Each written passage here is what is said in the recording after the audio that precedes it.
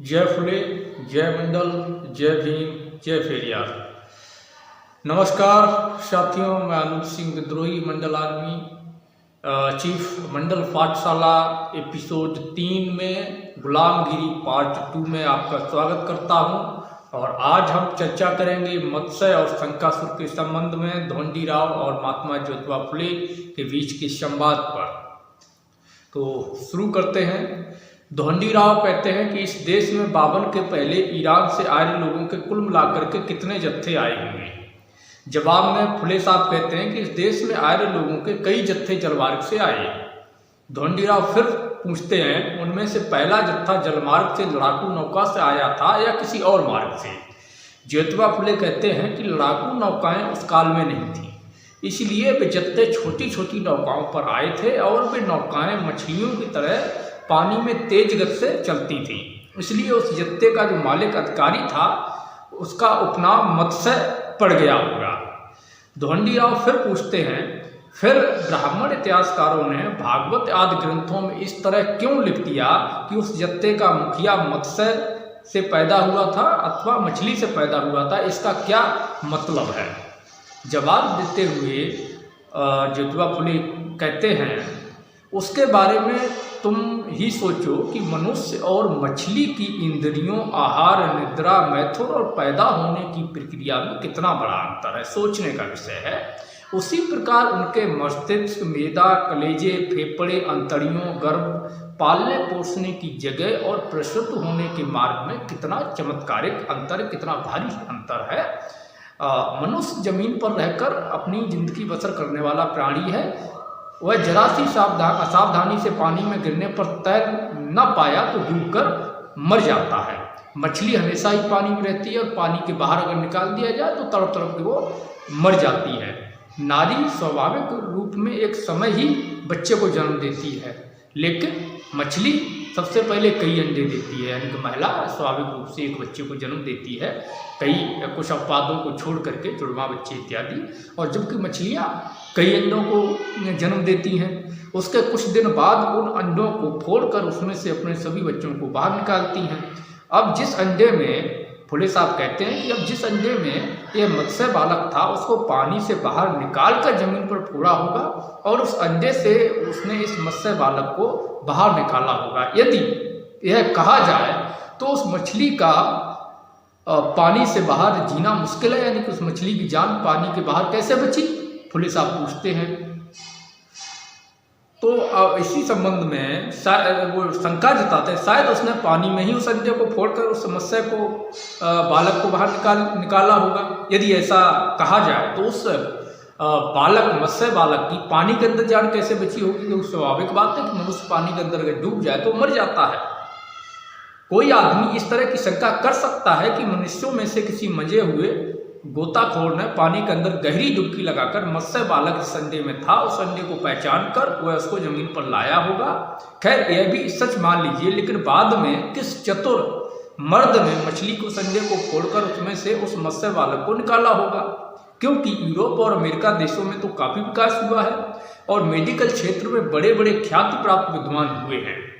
फुले साहब कहते हैं, फिर भी उनमें से किसी एक ने भी अपने सीने पर हाथ रखकर यह दावा नहीं किया कि मैं मछली के अंडे को फोड़ करके उसमें से बच्चे को जिंदा बाहर निकाल सकता हूँ। खैर वह अंडा पानी में है, इस तरह का महत्वपूर्ण संदेश किस मछली ने पानी से बाहर आकर उस गोताखोर को बताया होगा, और उस जल में रहने वाले संदेशवाहक की भाषा मानव को कैसे में समझ में आई होगी, फुले साहब पूछते हैं। इस प्रकार की एक से अधिक शंकाओं से भरे उन लेखों से सही समाधान होना बिल्कुल असंभव है। इसलिए उसके बारे में यह अनुमान प्रमाणित होता है कि बाद में कुछ मूर्ख लोगों ने मौका मिलते ही अपने प्राचीन ग्रंथों में इस तरह की काल्पनिक कथाओं को डाल दिया होगा। धोंडीराव फिर कहते हैं, अच्छा फिर सवाल यह उठता है कि उस जत्थे का नायक अपने लोगों के साथ किस जगह पर आकर रुका होगा। तो जवाब में ज्योतिबा फुले कहते हैं कि पश्चिम में समुद्र को पार करते हुए वो एक बंदरगाह पर उतरा। धोंडीराव पूछते हैं, उस बंदरगाह पर उतरने के बाद उसने क्या किया। ज्योतिबा फुले कहते हैं कि उसने शंकासुर नाम के क्षेत्रापति को, जो राजा था जिस क्षेत्र का शंकासुर, उसको जान से मार डाला, उसके राज्य को छीन लिया। बाद में शंकासुर का वह राज्य मत्स्य के मरते समय तक आर्य लोगों के अधिकार में बगैर खतरे के रहा। जब तक मत्स्य जिंदा रहा तब तक वो राज्य आर्यों के अधिकार में बिना किसी रुकावट के खतरे के बना रहा। मत्स्य के मरते ही शंकासुर के लोगों ने अपना राज्य वापस लेने के उद्देश्य से मत्स्य के कबीले पर बड़ा खतरनाक आक्रमण कर दिया। धोंडीराव फिर पूछते हैं, बाद में इस खतरनाक हमले का क्या परिणाम हुआ? तो ज्योतिबा फुले कहते हैं, उस भयंकर हमले में मत्स्य के कबीले की बुरी तरह से करारी हार हुई। इसीलिए उसने युद्ध भूमि से ही भाग जाना बेहतर समझा और वह भाग निकला। बाद में शंकासुर के लोगों ने उसका पीछा किया तो वह अंत में किसी पहाड़ी पर जाकर घने जंगल में छुप गया।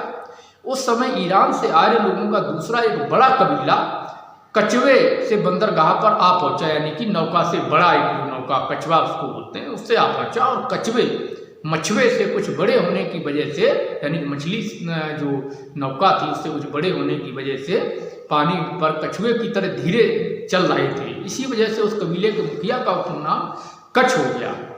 ये ज्योतिबा फुले जवाब देते हैं। अब हम इसकी चर्चा में आगे बात करते हैं कच्छ, भूदेव, भूपति, क्षत्रिय, द्विज और कश्यप राजा के संबंध में, जो धोंडीराव और ज्योतिबा फुले जी के बीच में संवाद हुआ। धोंडीराव फिर कहते हैं कि मछली और कछुआ, इन सभी बातों में तुलना करने पर कुछ अंतर दिखाई पड़ता है, लेकिन कुछ बातों में समानता भी है, जैसे पानी में रहना, अंडे देना, उन्हें फोड़ना आदि में समानता है। इसलिए भागवत आदि पुराणों में लिखा हुआ कि कच्छ कछुए से पैदा हुए हैं, इसके बारे में भी सोचने पर परिणाम मत्स्य जैसा ही होगा और अपना सारा समय व्यर्थ नष्ट होगा। इसलिए मैं आपसे पूछना चाहता हूं कि कच्छ ने बंदरगाह पर उतरने के बाद क्या किया? फुले साहब जवाब देते हैं कि सबसे पहले बंदरगाह की जिस पहाड़ी पर मत्स्यों का कबीला मुसीबत में पड़ गया था, जो पुराने ब्राह्मण थे, आर्य थे, उनका कबीला जो मुसीबत में फंसा हुआ था शंकासुर के लोगों की वजह से, वहाँ के मूल क्षेत्रवासी लोगों को भगाकर उसने अपने लोगों को मुक्त किया और वह स्वयं उस क्षेत्र का भूदेव यानी भूपति यानी राजा बन बैठा। धोंडीराव जी फिर पूछते हैं, फिर जिनको कच्छ ने खदेड़ा था वो क्षत्रिय लोग किस ओर चले गए? ज्योतिबा फुले जवाब देते हुए बोलते हैं कि विदेशी, ईरानी या आर्य लोगों के कबीले को समुद्र के रास्ते से आया देखकर वे लोग घबराकर दिज आए चिल्लाते हुए पहाड़ी के उस पार कश्यप नाम का क्षेत्रपति के पीछे निकल पड़े।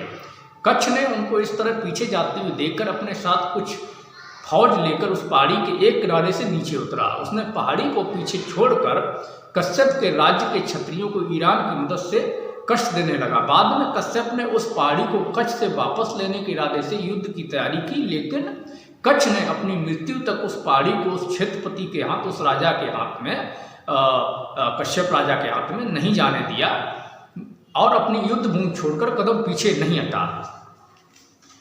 अब आगे चर्चा इसी विषय में करते हैं। धोंडीराव और ज्योतिबा फुले के बीच में बारह और हेड़ा गर्भ के संबंध में होती है। हेड़ा कश्यप का भाई था। धोंडीराव पूछते हैं कि कच्छ की मृत्यु के बाद द्विजों का मुखिया कौन हुआ, ब्राह्मणों का मुखिया कौन हुआ? तो ज्योतिबा राय कहते हैं कि बराहा। धोंडीराव फिर कहते हैं, पूछते हैं, भागवत आदि इत्यादिकारों ने लिख रखा है कि बराहा का जन्म सूअर से हुआ, इसमें आपकी क्या राय है? तो जवाब देते हुए ज्योतिबा फुले साहब कहते हैं कि वास्तव में सही बात यह है कि मनुष्य और सूअर में किसी भी दृष्टि से कोई समानता नहीं है। सच्चाई है ना, हम देख सकते हैं।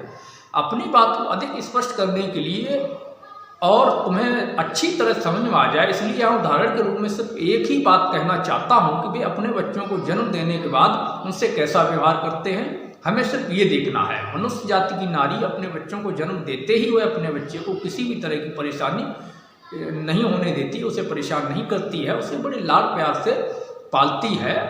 लेकिन सुअरी व कुतिया की तरह अपने पैदा किए बच्चे को, जो सुअरी और कुतिया होती है वो अपने पैदा किए पहले बच्चे को खा जाती है, उसके बाद दूसरे बच्चे को पैदा करती है। इससे सिद्ध होता है कि बराहा की सुअरी माता ने सबसे पहले अपने सुअर बच्चे को खाकर बाद में उस मानव सुअर को पैदा किया होगा।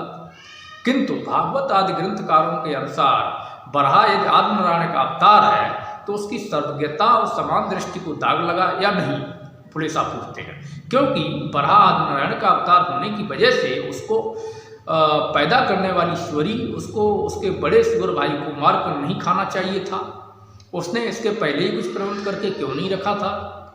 हाँ, यह प्रज्ञा सुअरी बराहा आदिनारायण की माँ ही हो तो नहीं है ना, और उसने इस तरह से अपने नन्हे मुन्ने अबोध बालक की हत्या क्यों की? बाल हत्या शब्द का अर्थ सिर्फ बच्चों को जान से मारना ही होता है, फिर वह बच्चा किसी का भी क्यों ना हो। किंतु इसने अपने पैदा किए हुए मासूम बच्चे की हत्या करके खा लिया। इस तरह के अन्याय का अच्छा अर्थबोध हो ऐसा शब्द किसी शब्दकोश में खोजने से भी नहीं मिलेगा।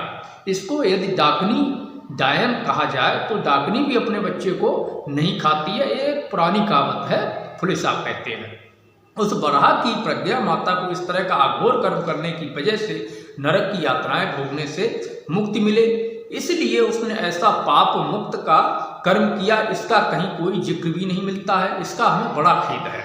धोंडीराव जी फिर पूछते हैं कि बरहा की सूरी माता का नाम यदि प्रज्ञा था तो इससे यह सिद्ध होता है कि उसके सूर पति का भी कुछ न कुछ नाम होना ही चाहिए।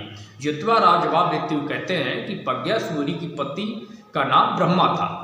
धोंडीराव फिर पूछते हैं कि इससे यही समझ में आता है कि प्राचीन काल में जानवर मनुष्यों की तरह आपस में एक दूसरे को ब्रह्मा, नारद और मनु जैसे नाम देते थे।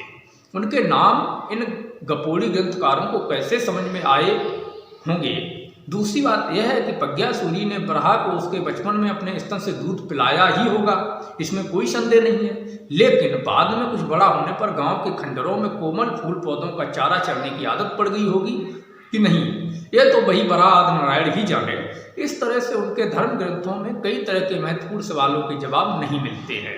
इसलिए मुझे लगता है कि धर्म ग्रंथों में जो कुछ लिखा मिलता है वह सब झूठ है कि बरहा सूरी से पैदा हुआ है, और उस तरह की झूठी बातें शास्त्रों में लिखते समय उन ग्रंथकारों को जरा भी शर्म नहीं आई होगी, ये धोंडीराव जी कहते हैं। इसी संबंध में आगे ज्योतिबा फुले कहते हैं कि यह कैसी बेतुकी बात है कि तुम्हारे जैसे ही लोग, धोंडीराव से कहते हैं कि तुम्हारे जैसे ही लोग उस तरह के झूठे ग्रंथों की शिक्षा की वजह से ब्राह्मण पुरोहितों उनकी संतानों के पांव धोकर पीते हैं। अब तुम ही बताओ, इसमें तुम निर्लज्ज मूर्ख हो या बेमूर्ख है? भाई, जब तुम उनकी कपोल कल्पित बातों को मानते हो, उनके पैर धोकर पीते हो, उनकी पूजा करते हो, तो मूर्ख वो है या तुम मूर्ख हो? सोचने का विषय है। आज की युवा पीढ़ी को, आज के भाई बहनों को, बहुजन समाज के लोगों को सोचना होगा। धोंडीराव फिर कहते हैं, खैर इन बातों को छोड़ो, आपके अनुसार उस मुखिया का नाम बरहा कैसे पड़ा? तो ज्योतिबा फुले कहते हैं क्योंकि उसका स्वभाव, उसका आचार व्यवहार, उसका रहन सहन बहुत ही गंदा था, और वह जहाँ भी जाता था वह जंगली सुअर की तरह झपट्टा मारकर अपना काम निकाल लेता था। उसी वजह से महाप्रतापी हिरण्यगर्भ और हिरण्यकश्यप नाम के दो महाप्रतापी क्षत्रिय शासकों ने उसका नाम अपनी प्रतिकार की भावना व्यक्त करने के लिए सुअर अर्थात बरहा रखा। इससे वह अधिक बौखला गया होगा और उसने अपने मन में उनके प्रति प्रतिरोध की भावना रखते हुए उनके प्रदेशों पर हमले करके वहां के क्षेत्रवासियों को कष्ट देकर अंत में एक युद्ध में हिरण्यगर्भ हिरण्याक्ष को मार डाला। इससे देश के सभी क्षेत्रपतियों में भारी घबराहट पैदा हो गई और वे कुछ लड़खड़ाने लगे और इसी दौरान बरहा मर गया।